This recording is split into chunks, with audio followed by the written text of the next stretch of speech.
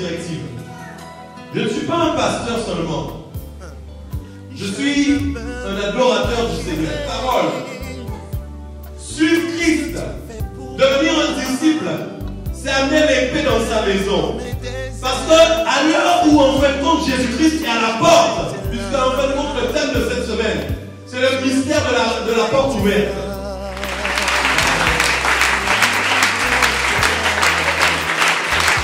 Amen. Amen. Alléluia. En place. Amen. Ok, je l'ai décrété, c'est fait. Je déclare que c'est une semaine particulière. C'est une semaine importante, voire très importante. Le diable n'est pas content. Je pense que vous devez le sentir. Le diable n'est vraiment pas content. Tiens-toi sur tes gardes, correctement. La Bible dit de veiller. Amen. Soyez pas endormis, mais veillez sur vous dans tout ce que vous faites. Parce qu'il est en train de rôder. Il est en train de rôder. Et il n'est pas content, en fait, de ce que cette église, la direction que cette église est en train de prendre. Lui, ce qu'il arrange, c'est que les gens viennent à l'église et soient des consommateurs. Ça lui va très bien comme ça. Il dépose quelques problèmes dans l'église afin que nous soyons là en train de perdre du temps à régler des fâcheries, des mots mal compris, à cause de cœurs qui ne meurent pas eux-mêmes, de faiblesses humaines, de tracas humains, qui n'ont rien à voir avec la spiritualité de Dieu.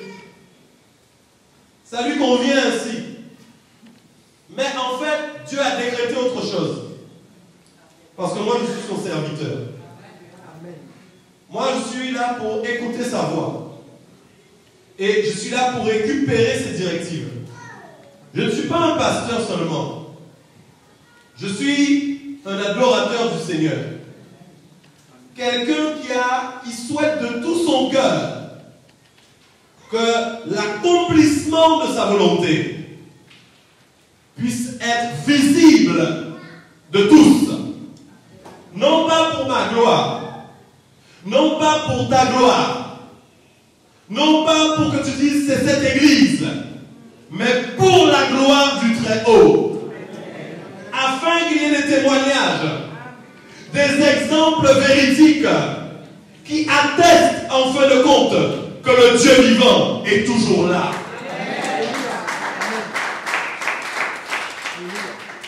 C'est pourquoi le malin n'aime pas ses paroles. Nous allons nous préparer à devenir des disciples. Nous allons nous préparer à savoir où est-ce qu'il y a une porte qui nous est ouverte pour prêcher l'évangile. Nous allons chercher un lieu où Dieu nous envoie pour parler de Christ. Nous allons créer des classes de disciples. Ce sont des mots qu'il n'aime pas. Ce sont des phrases qu'il n'aime pas entendre. Et il ne laissera pas les choses se faire ainsi. Mais là où c'est glorieux, c'est que quand il y a une lutte, c'est qu'il y a un vainqueur pas loin. Et nous servons le vainqueur et non le vaincu.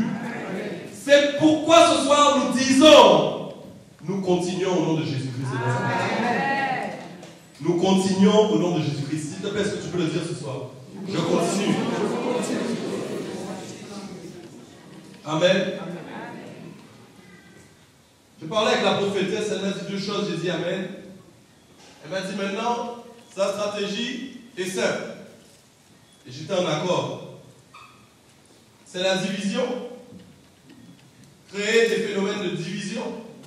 Il n'y a plus de stratégie en fait. Ou alors le découragement. Et dis Amen. Soit il va essayer de te décourager pour que tu dises ah j'arrête. Ou soit il va essayer de diviser d'une manière ou d'une autre. solution. Te décourager. Employer tous les moyens possibles qui sont à sa disposition.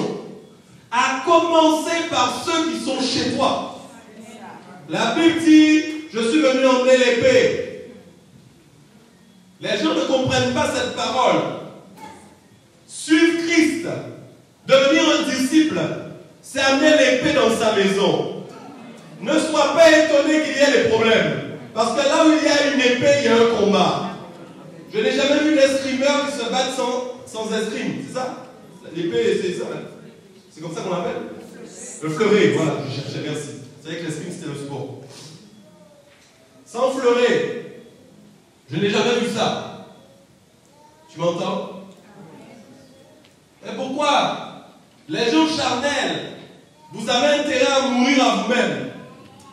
Les gens qui sont charnels, vous avez intérêt à abdiquer à la pensée de Dieu. Parce que si vous n'abdiquez pas, vous allez avoir des problèmes. Tu auras des problèmes avec moi. Tu auras des problèmes avec beaucoup de personnes. Tu as intérêt à abdiquer. Arrête de discuter. Arrête d'essayer de parler avec Dieu pour essayer de comprendre. Dieu ne te demande pas de parler. Dieu te demande de te taire et d'être devant sa face. Écoute un peu ce qu'il a à te dire. Que les paroles puissent disparaître pour laisser place à l'écoute de Dieu. La Bible dit que quand Dieu rentre quelque part, il y a un silence. C'est pas tout le temps du bruit. Avant le bruit, il y a un silence. Avant que ça pète, il y a un silence. Ceux qui sont charnels, arrête de parler et attends-toi à la visitation du Saint-Esprit dans ta vie. Ce sont tes paroles qui créent des murs qui empêchent au Saint-Esprit de venir. Arrête de parler. Je parle de la part de Dieu ce soir. Je ne parle pas de ma part. Personnellement, je n'ai aucun cahier et je n'ai rien programmé sur ce que je suis en train de dire. Je parle selon ce que l'Esprit met sur mon cœur. L'Esprit vous connaît les uns et les autres. Avec vos faiblesses et vos manquements. Avec vos souffrances et vos particularités. Le Seigneur te connaît avant même que tu sois né. Avant même que tu sois dans le ventre de ta mère. C'est un mystère. Entre les mains de Dieu, tu étais déjà formé. Tu n'as pas été formé en réalité dans le spermatozoïde. Tu étais réel avant même d'y arriver. Le spermatozoïde est devenu ta voiture, ton moyen de locomotion. Pour arriver dans le mystère de la naissance et que tu sois là, dans ce corps, tu dois abdiquer. L'enjeu est trop important. Personnellement, que tu sois fâché avec moi ou pas, je m'en fiche. Ce sera à prendre ou à laisser. Parce que à l'heure où en fin de compte Jésus-Christ est à la porte, puisque en fin de compte le thème de cette semaine, c'est le mystère de la porte ouverte. Jésus est à la porte. Je n'ai pas de temps à perdre avec des broutilles. Je n'ai pas de temps à perdre avec des choses qui me font en fin de compte qu'on va appeler quoi? Des distractions. Et vous-même, vous n'avez pas de temps à perdre avec des distractions non plus. Vous devez avoir la sagesse, l'esprit du discernement, comprendre en fin de compte à quoi ça sert de se vanter quand nous disons nous avons reçu l'onction pour être enseignés, que ça veut dire que j'ai du discernement en fin de compte pour observer quand je perds du temps et quand je n'en perds pas. Quand il y a une situation qui est établie pour te faire perdre du temps, s'il te plaît, shoot-la plus fort que Ronaldinho.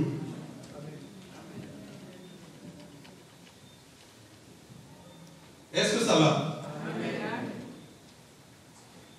je veux que tu comprennes l'enjeu. L'enjeu, ce sont les âmes.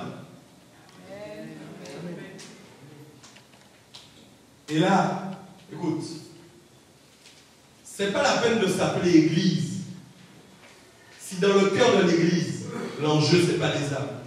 Enlève le nom église sur cette église. Enlève-moi le nom église. Si l'enjeu ici, ce ne sont pas les âmes, c'est que nous n'avons rien compris. En fait, c'est incroyable. Nous cherchons des choses pour être bien, alors que dans la réalité, le restaurant est déjà ouvert, il est gratuit pour être bien. Nous, notre but, c'est d'amener aussi les gens à venir au restaurant avec nous. Et le restaurant s'appelle en fin de compte, moi je le t'aime aussi, un serviteur. Vas-y, venez manger. Tu as dit, viens dîner ou je ne sais plus ce que tu as dit dans ta prière. Le restaurant, c'est ça le restaurant. Viens à la table du Seigneur. Ceux que les gens n'avaient pas compris quand j'ai dit à la dernière fois à Sainte-Seine aussi. Pendant que j'y passe aussi, apprenez à avoir des grandes oreilles de dombo spirituel pour entendre ce qu'on vous dit et comprendre bien ce qu'on dit. Ça, c'est quelque chose. David avait beaucoup d'écoute. S'il vous plaît, écoutez quand on vous parle avant d'aller déformer les choses. On dit aux gens, on les invite à la table du Seigneur. Je n'ai pas dit qu'on dit aux gens de venir prendre la Sainte-Seine alors qu'ils ne sont pas en règle dans leur vie. Je n'ai jamais dit ça. Inviter les gens à la table du Seigneur, c'est évangéliser. C'est leur donner une invitation. Je peux donner une invitation à quelqu'un mais qui ne vient pas manger. Mais moi je l'invite à la table du Seigneur. C'est-à-dire que je fais mon boulot. Je fais le nécessaire pour que les gens viennent à la table du Seigneur. C'est ça notre travail. Allô, allô? C'est ça notre travail. Les jeunes qui ne servent à rien, je parle du jeune, c'est pas la peine. Cette semaine, le Saint-Esprit veut impacter. Je suis convaincu de ça à 1000 à l'heure. Surtout, d'autant plus comment je vois que le diable est en train de bousculer de part et d'autre. C'est une semaine d'impact pour toi, pour ta vie. Il y a quelque chose qui va changer. Je suis convaincu que le Seigneur va nous parler dans sa parole pour que nous puissions bien comprendre la réalité des choses. Amen. Amen. Alors, acclame le Seigneur. Merci de parler la parole. Amen. Amen. Ok, le thème donc de la semaine, c'est le mystère de la porte ouverte. Bon, apparemment, c'est un thème culotté, d'après ce que j'ai pu comprendre. Parce que bon, quel mystère encore il y a dans la Bible? Parce qu'apparemment, je crois, normalement, j'ai affaire qu'à des moteurs de révélation ici. Qui normalement sont censés avoir découvert tous les mystères. Non, apparemment non. Amen. Mais c'est ce que la Bible dit. Hein. Plus rien n'est caché. Hein. Et ça y est, hein, le voile a été ôté. Hein. Et amen, peuple de Dieu. C'est de l'humour que je fais avec vous. Là. J'ai fini là. J'ai fini avec Saint-Esprit, c'était de l'humour. Hein. Amen. Ok. Sois pas fâché avec moi. Hein. Si tu es fâché avec moi, c'est avec Dieu que tu es fâché. Ça, je te le dis. Hein. Amen. Ok, dis avec moi le mystère de la porte ouverte. Le mystère de la porte ouverte. Je tiens à te remercier pour le livre que tu m'as donné. Je ne lis pas de livre. Je ne lis pas. Même si je passe un livre, mais j'ai lu 4 pages dedans. Je ne lis pas de livre, je ne suis pas un lecteur. Quand je lis un livre, c'est parce que je sais que Dieu a un message pour moi dedans. Dieu sait que je ne suis pas un lecteur, c'est ça. Donc déjà, je dois lire la Bible. Mais quand je lis quelque chose, c'est parce que Dieu veut me parler. J'ai lu ce que je devais lire. C'est pourquoi je te dis merci. Parce que ce que j'ai lu, j'ai compris que c'était une pensée de Dieu aussi pour cette église. J'ai lu quelque chose qui m'a donné soif. J'avais soif déjà. Mais ça, en fait, a grandi ma soif. J'ai lu quelque chose, j'ai dit, mais j'ai gratté ma tête, en fait. J'ai dit, waouh, d'ailleurs, je me gratte encore.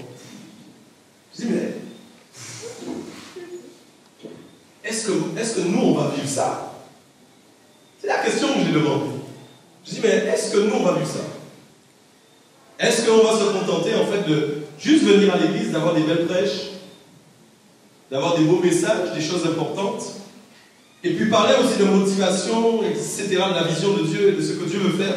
Mais ça ira, mais est-ce qu'on va vivre ce que j'ai lu? Alors, j'ai pas lu grand-chose, servante. Mais j'ai lu qu'un homme, apparemment, qui avait soif et faim de Dieu.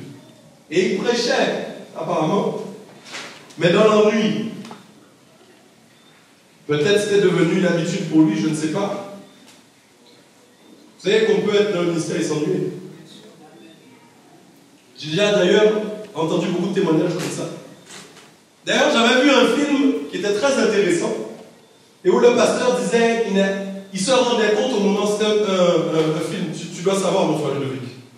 Je ne prendrai pas tout l'honneur, mais il y a des choses que je prends. Et c'était un film qui parlait en fin de compte de l'Apocalypse et de l'enlèvement. Et on voyait ce pasteur en fait qui était au mouvement de l'enlèvement et qui voyait les choses terribles se passer, une partie était enlevée, d'autres n'étaient pas enlevées. Et puis vous savez quoi, le pasteur n'est pas enlevé. Et là le pasteur commence à parler, il dit, il n'a pas fait sa mission. Il n'a pas accompli sa mission. Pourtant il prêche. Il prêche tous les dimanches. Mais il manque quelque chose. Amen. Rassurez-vous, je ne m'ennuie pas. Oh non. C'est bon, j'ai vu assez d'exemples pour ne pas m'ennuyer. Alors, j'ai lu après, donc pour revenir sur le livre, que cet homme a été invité dans une église par un pasteur qu'il connaissait, et puis il a prêché, puis apparemment, deux pasteurs se concernent et puis ils se rendent compte que, comme s'il va se passer quelque chose, ils sentent qu'il va se passer quelque chose. Aïe. Quand là, je prends le micro et je dis, mais ayez soif de Dieu. Vous me dites, en fait, j'aurais aimé des fois être dans votre esprit. Je peux l'être par des paroles de connaissance, des révélations mystérieuses, mais malheureusement, je ne vois pas tout. Mais j'aurais aimé être dans votre esprit pour savoir réellement, quand je dis cette parole, ayez soif de Dieu, est-ce que réellement il se passe quelque chose dans vos vies? Est-ce que réellement il y a parmi nous des gens qui ont vraiment soif de Dieu? Et je ne suis pas sûr. C'est ça qui m'inquiète. Je ne suis pas sûr. Des gens réellement, ils entendent, mais ça fait écho. Ils comprennent qu'ils doivent avoir soif et faim de Dieu. Quand moi je crie cette parole, ce n'est pas du cinéma que je fais. J'ai vraiment une soif. Et moi je peux te dire que malgré ma soif que j'ai, parfois je me trouve éteint. Alors je n'ose pas imaginer quelqu'un qui n'aurait pas la soif que j'ai. Je ne sais pas si on s'est compris. Moi-même, j'en ai marre de moi. Je sais là où Dieu m'attend. Je sais dans quel domaine de ma vie précisément Dieu veut que les choses changent. Afin que cette soif puisse être étanchée. Parce que je peux avoir une grande soif mais ne pas faire ce qu'il faut pour étancher ma soif. Si j'ai soif d'eau, mais que je n'achète pas d'eau, j'aurai soif. Si j'ai très soif, j'achèterai un pack de 6. Mais si j'achète une seule bouteille, je ne vais pas étancher ma soif. Donc si j'ai une grande soif de Dieu, je dois aussi beaucoup chercher Dieu. Sinon, je serai juste quelqu'un qui a soif. Il y a une différence entre celui qui a soif et celui qui a étanché sa soif. Ce sont deux personnes différentes. Alors, si déjà les gens n'ont pas soif, oh bon Dieu, si déjà tu n'as pas soif, tu viens à l'église, mais quand tu ressors, ta vie ne change pas. Tu rentres et tu sors, excuse-moi, comme dans un moulin. Mais réellement, il n'y a pas de changement dans ta vie. Tu dis que tu veux appliquer, mais tu n'appliques pas. Tu ne bernes pas le Seigneur, encore moins le pasteur. J'ai ses yeux. Merci, papa.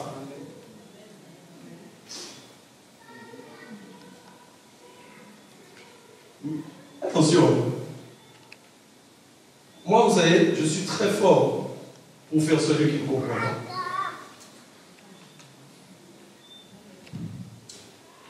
Nous servons un Dieu de sagesse.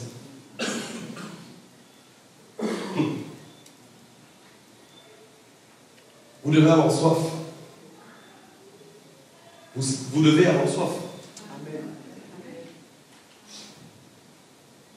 Sans cette soif et sans cette recherche qui correspond à votre soif, il vous manque quelque chose dans votre vie de chrétien. C'est comme un puzzle incomplet. Alors, je disais, il a prêché et puis il sent qu'il y a quelque chose qui va se passer.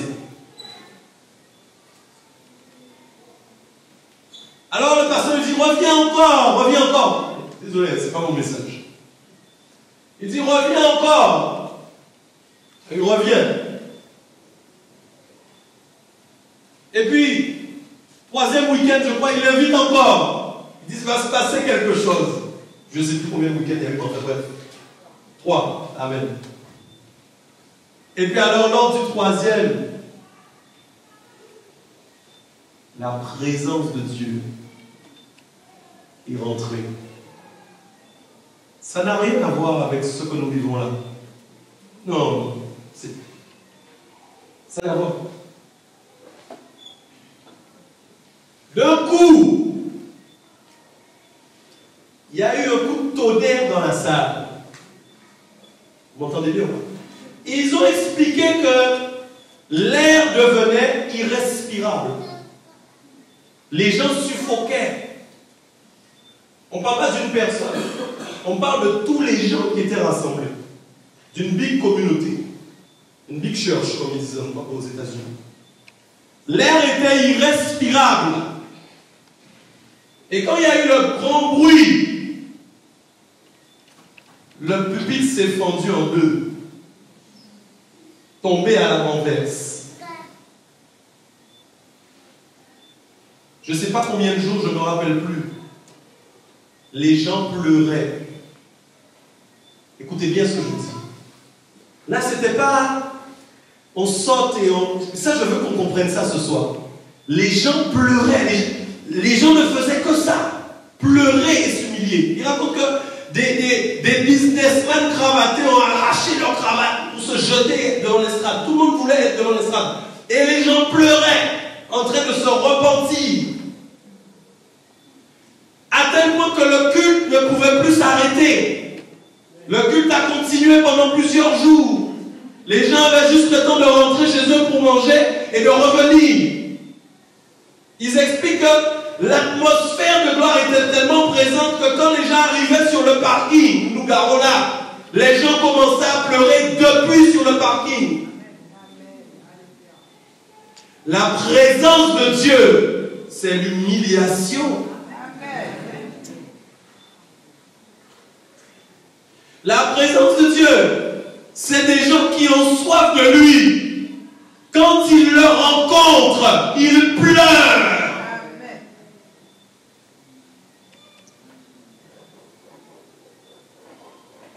Peut-être on pense dans notre mentalité, notre petite mentalité, que lorsqu'on rencontre Dieu, il est là. C'est faux. Quand nous faisons nos cultes pour lui rendre gloire, c'est parce qu'il n'est pas là que nous pouvons rire.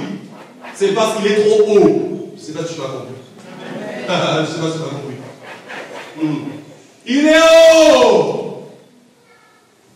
Donc tu peux faire ce que tu veux. Et il manifeste sa présence parce que son onction est là. Mais quand lui vient, tu dois pleurer. Nous parlons de lui. De lui en personne. Je ne sais pas si tu me comprends ce soir. Je ne suis pas en train de te parler de son esprit. Je ne suis pas en train de te parler de Jésus-Christ, non plus. Je te parle de Dieu.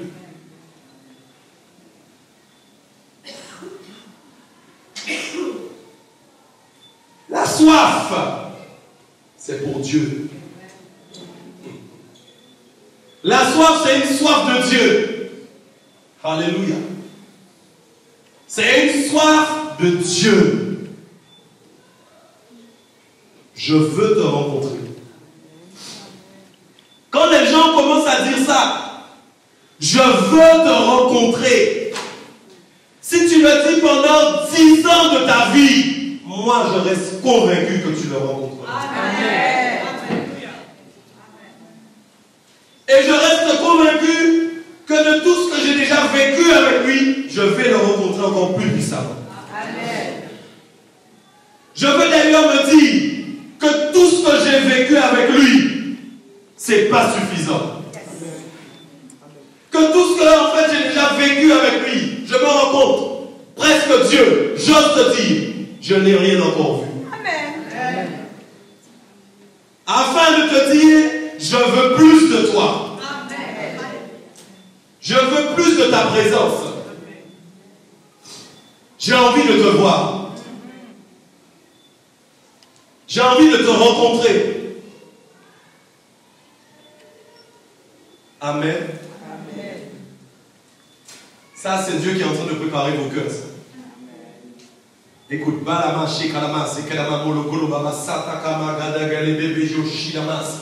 je déclare ça au nom de Jésus. C'est pas quelque chose que l'œil voit, mais là où dans le monde invisible, que les cœurs soient préparés. Seigneur, je veux voir ton réveil. Seigneur, je veux voir tes disciples travailler. Seigneur, je veux voir des gens qui ont faim et soif de ta présence. Seigneur, je veux voir des milliers de conversions en un instant. C'est ce que je veux vivre. C'est ce que je veux. Parce que tu es glorieux. Parce que c'est aussi ce que tu veux. Parce que je sais que tu as dit tes pensées ne sont pas mes pensées. Mais au moins, sur cette pensée, je sais que c'est ta pensée. Je ne peux pas m'appuyer seulement sur la parole qui dit mes pensées ne sont pas tes pensées pour dire je ne pense pas correctement. Non. Au contraire, je veux penser comme toi. Ça, c'est ce qu'on m'apprend quand je suis enfant et bébé. Mais quand je grandis, alors cette parole, elle crée un changement chez moi. Parce que tu me motives à avoir tes pensées. En me disant tes pensées ne sont pas mes pensées, tu es en train de me motiver à obtenir tes pensées. Si Dieu avait dit vos pensées sont mes pensées, tu aurais cherché avant ces pensées, tu crois?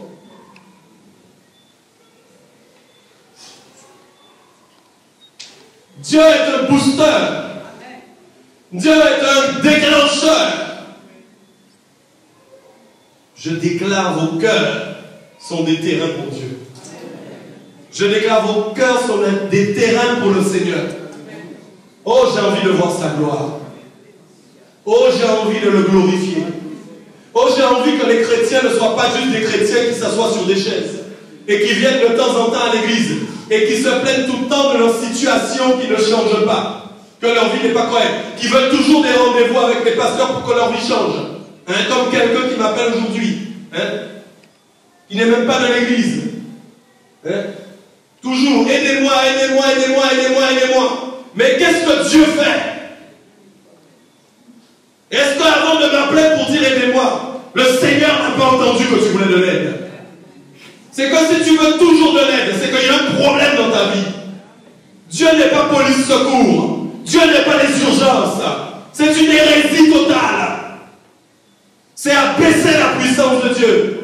Abaisser la puissance de sa parole. Oui, vous avez besoin de soutien. Oui, vous avez besoin de conseils. Mais si vous avez déjà la parole de Dieu, vous avez bien plus que tous les autres. Amen. Yes. Je n'ai pas trouvé la parole de Dieu dans les dons. Hérésie totale. Mais par contre, dans la parole, j'ai trouvé les dons. Dans la parole, j'ai trouvé l'enseignement sur les dons. Dans la parole, j'ai compris à quoi servaient les dons. C'est donc de la parole dont j'ai besoin. C'est pourquoi on parle de berger. C'est pourquoi on parle de l'enclos. C'est pourquoi qu'on parle des brebis. Et c'est pourquoi aussi qu'on parle d'une porte d'enclos.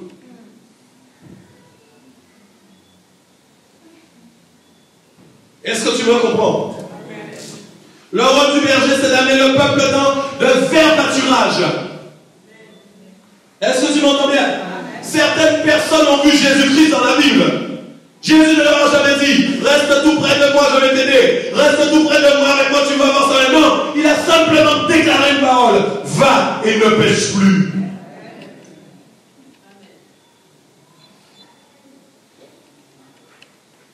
Les bergers ne sont pas des accompagnateurs qui sont là tout le temps avec vous, comme ça. Non.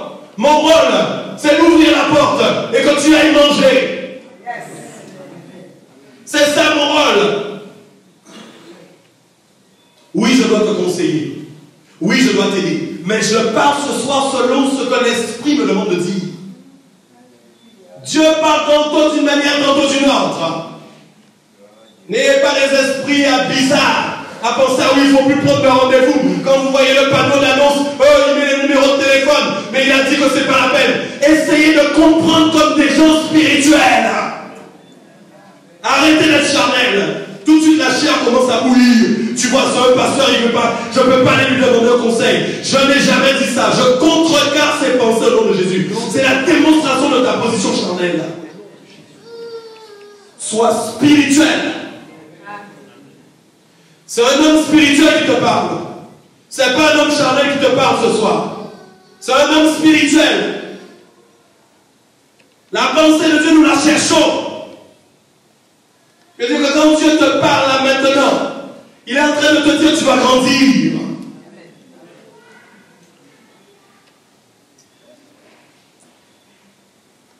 Nous ne cherchons pas à dupliquer ce qui existe déjà.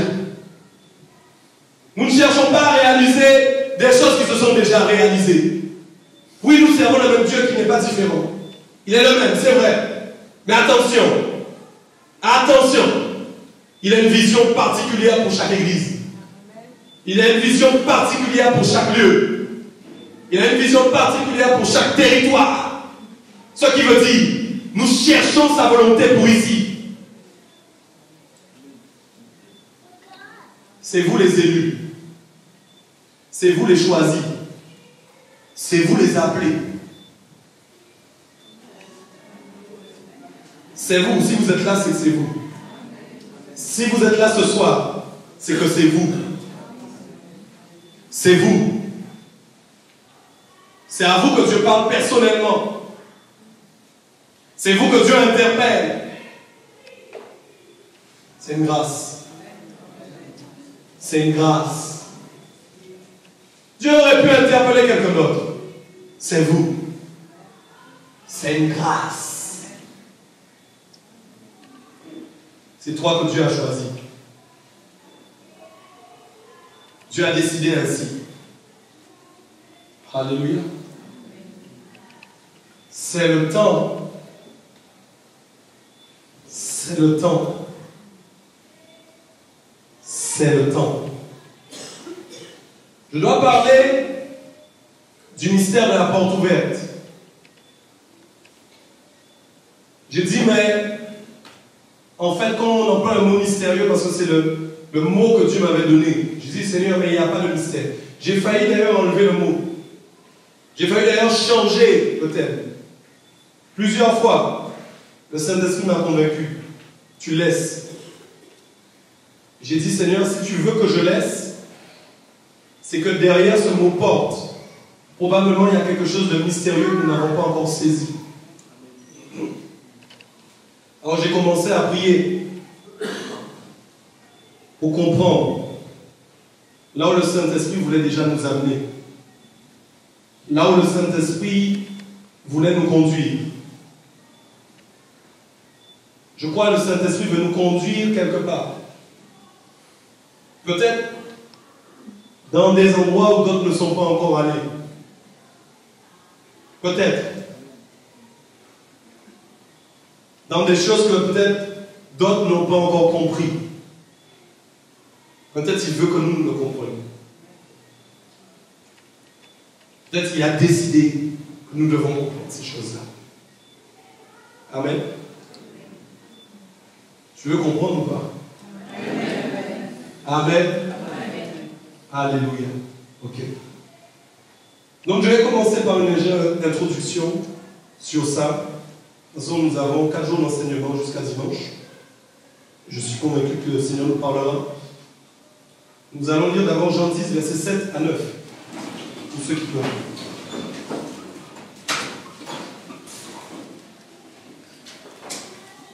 Ok.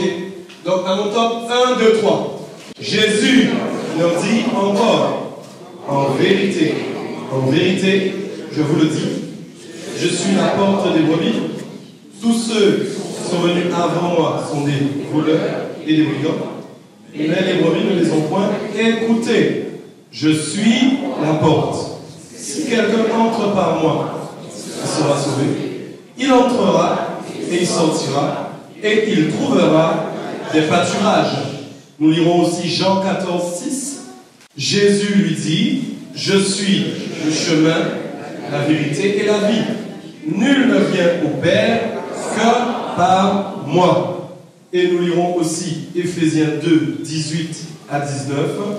Car par lui, nous avons les uns et les autres accès auprès du Père dans un même esprit. Ainsi donc, vous n'êtes plus des étrangers, disons, ni des gens du dehors, mais vous êtes concitoyens des saints, gens de la maison de Dieu. Ok, Dieu le ramène et Amen.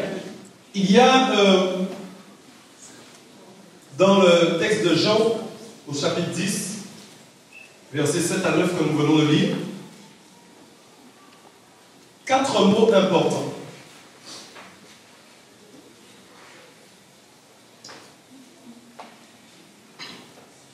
Je suis, bon, c'est pas un mot, c'est une partie en tout cas, je suis. Deuxièmement, la porte. Troisièmement, il entrera. Quatrièmement, il sortira. Amen. Jésus ne s'est pas fait appeler la porte beaucoup de fois dans le Nouveau Testament. 7 fois dans l'évangile de Jean, il est parlé de Jésus par rapport à la porte. Mais 2 fois sur les 7, Jésus-Christ va se nommer lui-même la porte. Ce qui est en quelque sorte un autre nom de Jésus-Christ.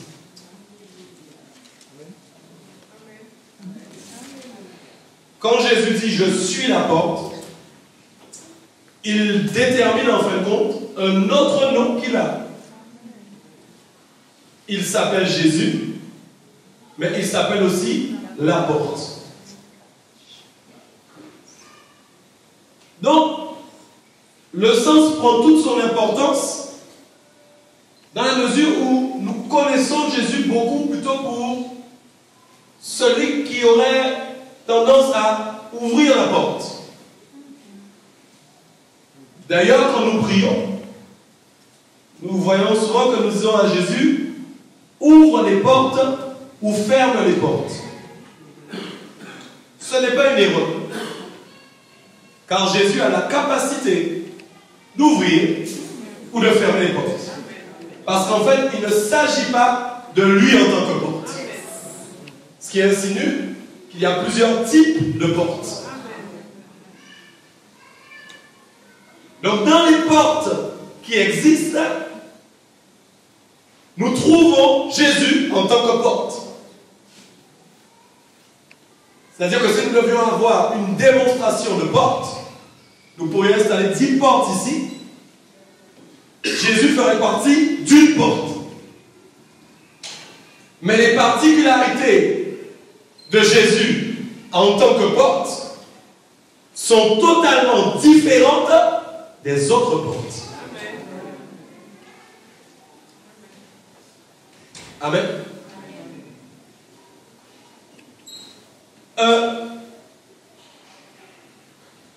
Que Jésus dise lui-même, je suis la porte 2 fois était important dans la pensée que son père lui a transmise. Sinon, il ne l'aurait pas dit. Il voulait en fin de compte faire prendre conscience à son peuple que s'il était lui-même la porte, il était en fin de compte la chose, l'élément le plus important dans la construction de l'Église. Car l'Église est en fait représentativement, elle est représentée par un enclos.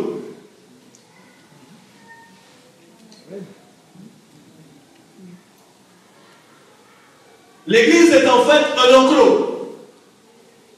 Nous voyons d'ailleurs que dans le Moyen-Orient, quand un berger veut protéger ses brebis, ou bien quand il surveille, faites des recherches, vous verrez ça.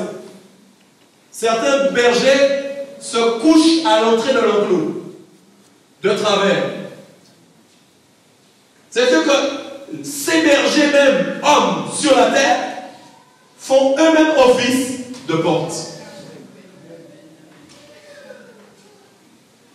La porte est l'élément le plus important d'une maison. Si tu rentres chez toi ce soir et qu'il n'y a plus de porte, tu ne voudras pas dormir. Tu appelleras forcément quelqu'un pour dormir chez lui. Moi, j'ai beau être pasteur, ça me dérange. Les bêtes, à commencer par les magouillas, que je n'aime pas, les bêtes à 1000 pattes, les ravets, et pour l'instant, je reste au stade des insectes avec toi. Je ne suis pas encore arrivé sur les êtres humains.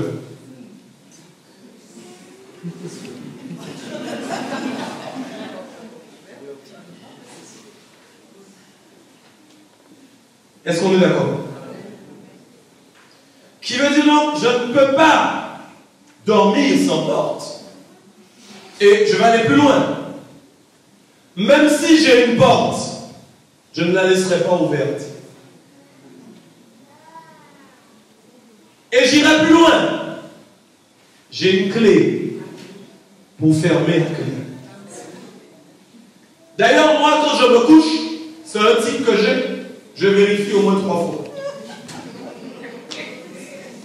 J'ai Jésus pourtant.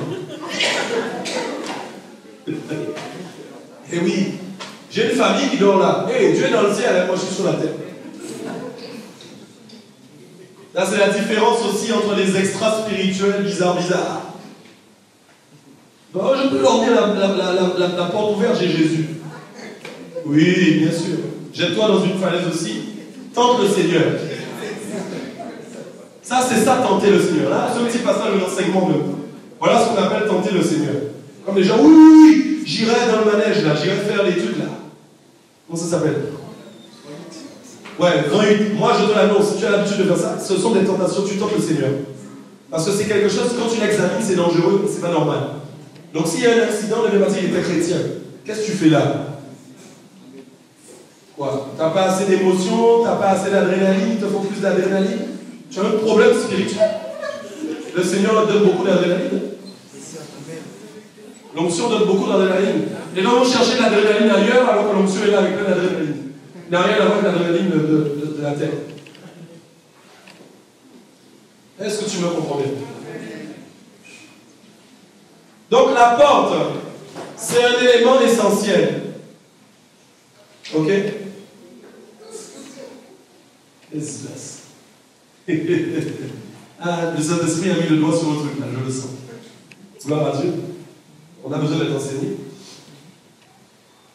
Cette porte, elle est vraiment importante pour notre quotidien. J'irai plus loin encore. Au-delà de la maison, Quand vous êtes au travail, si vous avez un bureau, vous fermez la porte. Et quand on vous reçoit, même moi quand je vous reçois dans mon bureau, je fermerai la porte. Déjà pour la discrétion. Ce qui veut dire, l'Église de Dieu, elle est discrète.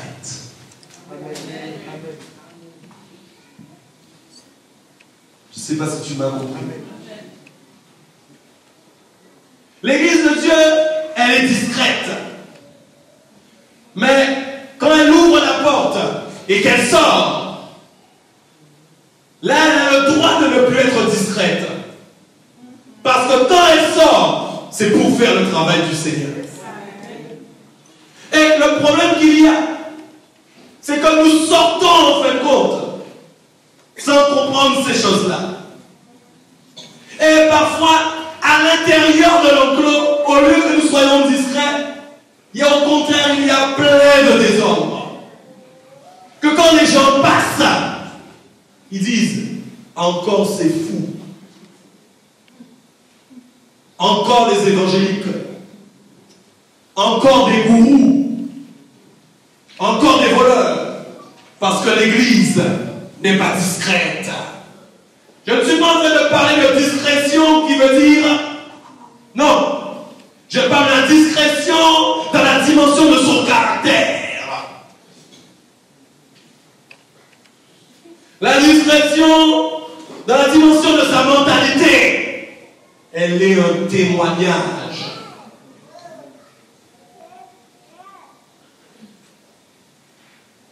Si Jésus est la porte, et que la Bible nous enseigne que Jésus-Christ est la tête de l'Église, cela veut dire qu'il est aussi la porte de l'Église. Et que donc forcément, quand il ouvre la porte, et je vais arriver, c'est pour une bonne raison. Voici ce que le passage dit, et voici la révélation. Verset 9. Je suis la porte, si quelqu'un entre par moi, il sera sauvé. Ah, alléluia. Moi, j'aime la parole de Dieu. Il dit, si quelqu'un a confessé Jésus-Christ de Nazareth, dans la réalité, il est en train d'ouvrir une porte. Ça veut dire que tant que la personne n'avait pas choisi Jésus-Christ de Nazareth en tant que Seigneur et Sauveur, cette porte était fermée, hermétiquement, ne donnant aucun accès à un autre lieu, alors que pourtant nous sommes tous sur la terre, ensemble ici. Il y a un lieu où nous entrons, où tout le monde ne peut pas entrer. Je ne suis pas en train de parler du bâtiment. Non. C'est pas de ça que je parle. Je parle du lieu où il est présent. Beaucoup d'églises sont là, mais Dieu n'est pas là.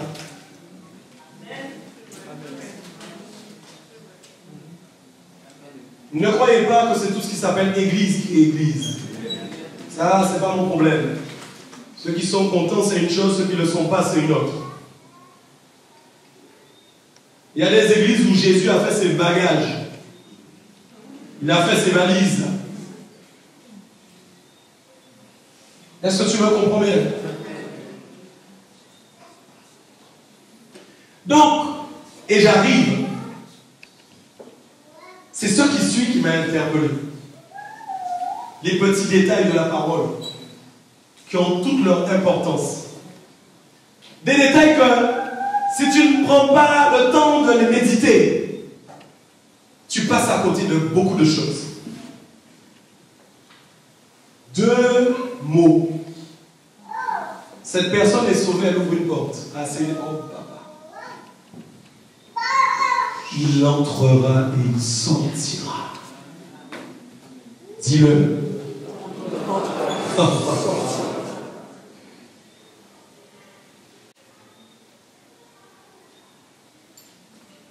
Il entre où? Et il sort d'où?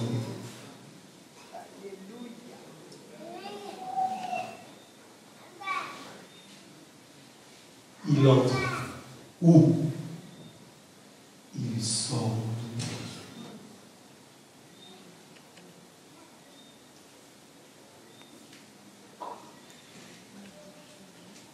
L'enclos est là.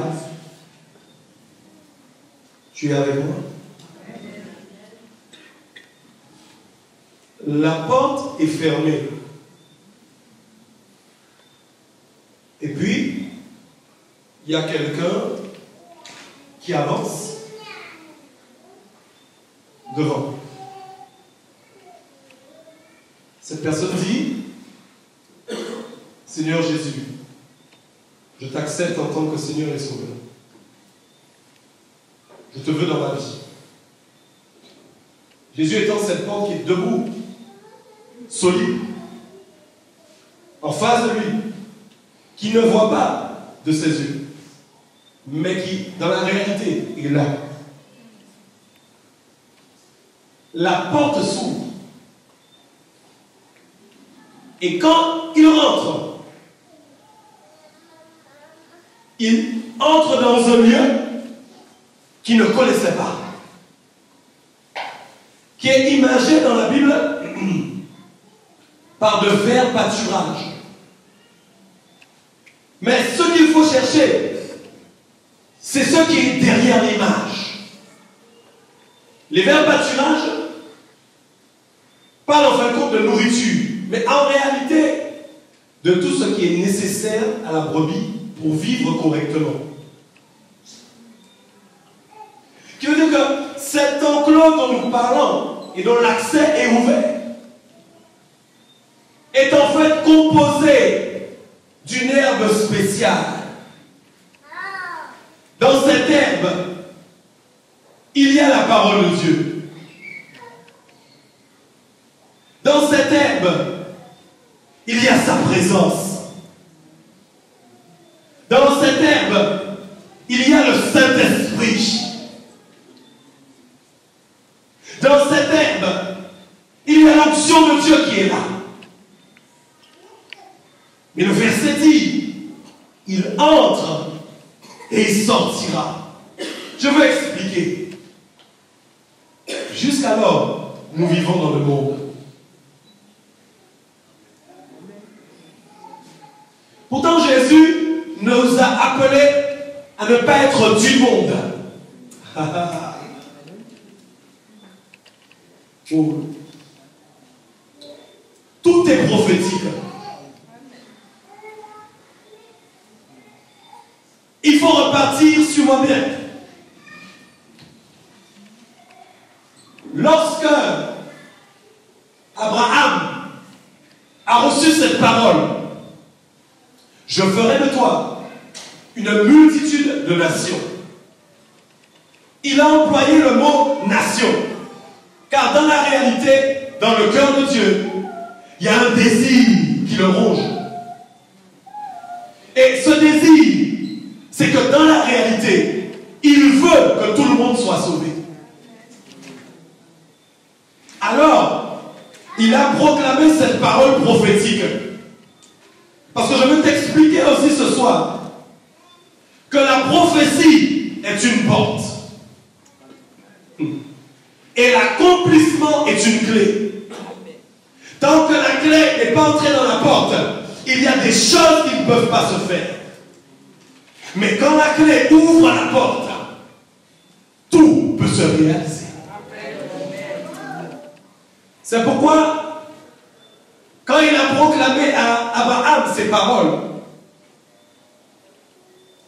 Abraham les a reçues. Mais il était dans la dimension de la prophétie. Vous savez, souvent les promesses accompagnent la prophétie. La prophétie est une vision, c'est-à-dire quelque chose qui doit se réaliser dans le futur et qui n'est pas encore réalisé. Elle est donc composée et accompagnée de la promesse. Qui veut dire que quand il a déclaré cette parole à Abraham, il a déclaré ensuite la même parole à Jacob. Parce que, pour l'instant, c'était la prophétie. Et puis, un homme qu'on appelle Ésaïe, dans Ésaïe 61, s'est mis à prophétiser. Je suis venu libérer les captifs. Isaïe a commencé à prophétiser. Il a commencé à prophétiser des choses qui devaient se réaliser.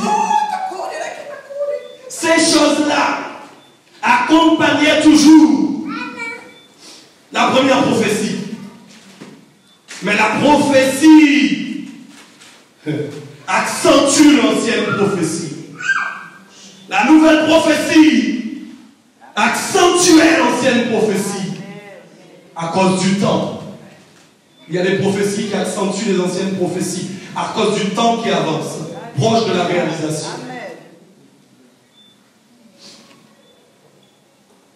Et il a prophétisé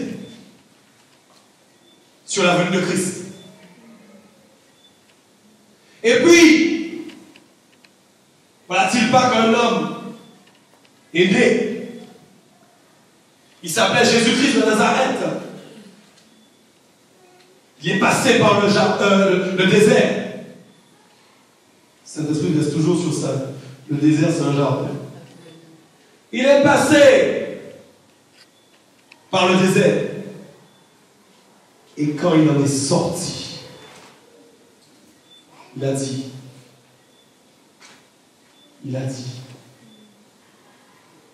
je suis loin pour. Je suis loin pour.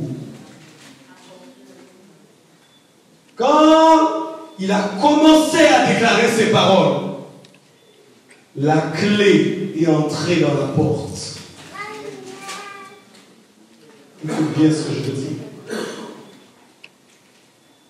La clé est entrée dans la porte. La prophétie qui avait été proclamée a commencé à se réaliser.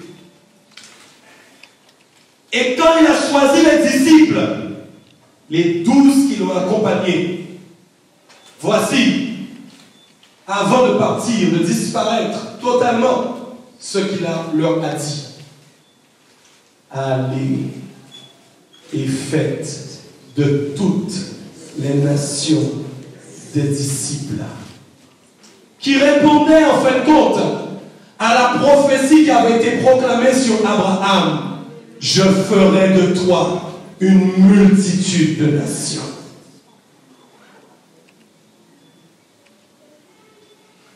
Ce qui veut dire qu'il fallait que la porte s'ouvre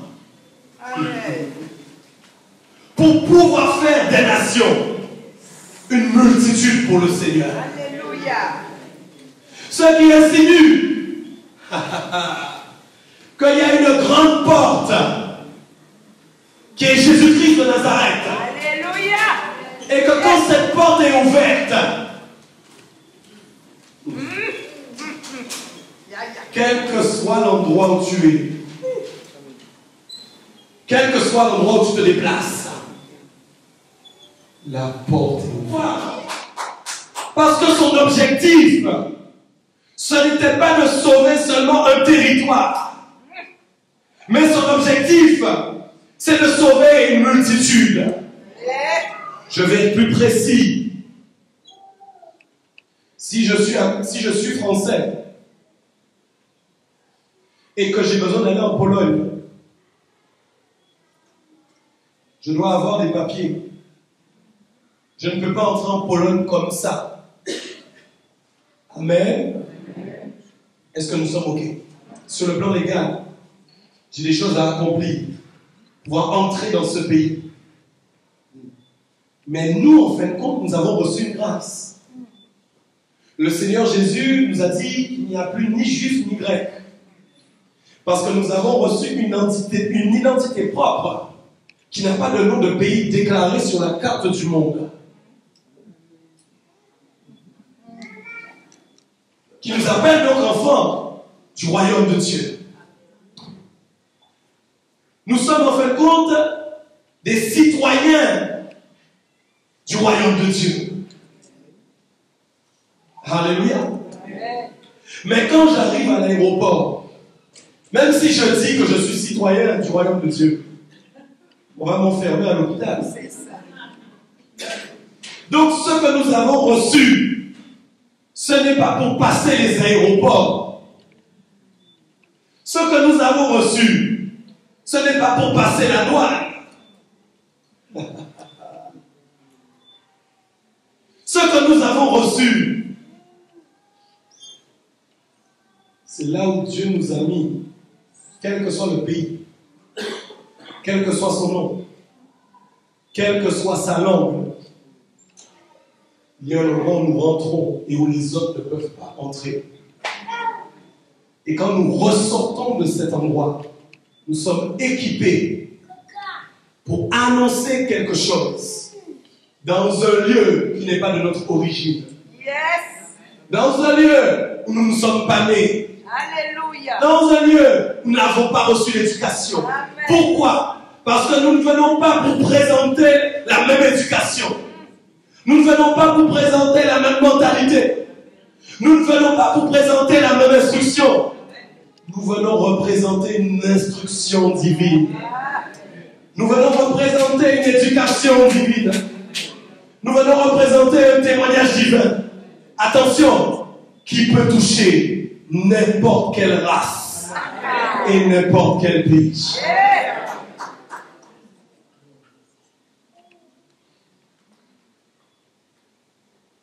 C'est ça le mystère de la porte. Un des mystères. Il y a autre chose sur le fait d'entrer et de sortir. Ça insinue vraiment que c'est quelqu'un qui a compris qu'il est dans le monde, mais qui n'est pas du monde. C'est quelqu'un, en fait, vous ne le voyez pas, dans le monde invisible. Il est là à Bassel, mais il peut être en plein centre-ville, personne ne sait. Il entre dans un endroit que personne ne voit. Simplement pourquoi? Parce qu'il s'est mis à genoux et qu'il est en train de prier. Simplement parce qu'il est quelque part en train d'adorer. Quand en fin de compte vous décidez d'entrer dans la présence de Dieu, vous entrez dans un lieu où tout le monde ne rentre pas. Vous entrez dans un lieu que tout le monde ne connaît pas. Et ce qui fait votre différence, c'est que vous pratiquez des choses que les gens ne peuvent pas faire s'ils n'ont pas appris à pratiquer ça dans le royaume de Dieu. Parce que je vous l'annonce, le royaume de Dieu est déjà sur la terre. À cause de nous. Je ne parle pas de sa beauté divine qui est nommée dans l'Apocalypse. Je ne parle pas de cette nouvelle Jérusalem. Je parle de ceux qui entrent tout le temps dans l'enclos et qui ressortent avec les choses du royaume. Qui entrent à chaque fois et qui ressortent.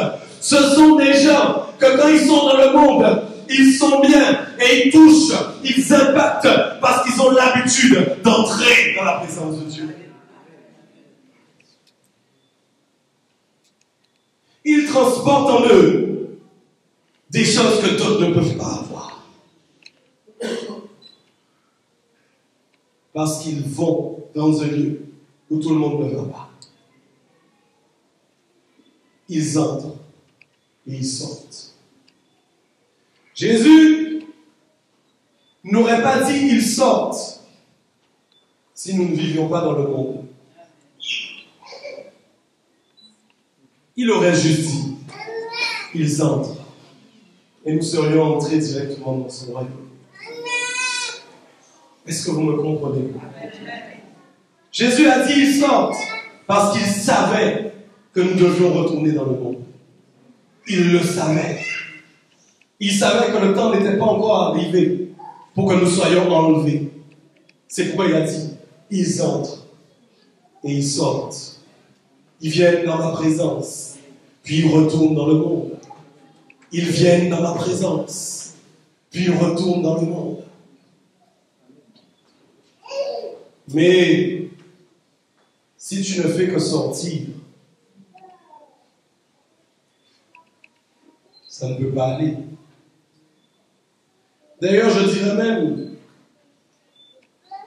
nous sortons plus que nous n'entrons. C'est bien une réalité. Nous avons plus tendance à sortir que d'entrer. C'est pourquoi le Seigneur parle vraiment aux gens qui ont soif ce soir. La soif de Dieu. La soif de Dieu. La soif de Dieu. Je vais vous dire quelque chose. Je suis convaincu de ça avant de terminer. Mon message est encore long, et ce sera pour dimanche. Je crois que j'en suis convaincu. Quand quelqu'un a soif de Dieu réellement, à la fin du Seigneur, qui cherche un maximum à être dans sa présence, je suis convaincu que Dieu s'occupe tellement bien de ses affaires qu'il ne se préoccupe plus de quand il sort. Ce qui nous pousse à sortir beaucoup plus que d'entrer, c'est parce que nous pensons qu'à l'extérieur, nous avons plus de choses à gérer.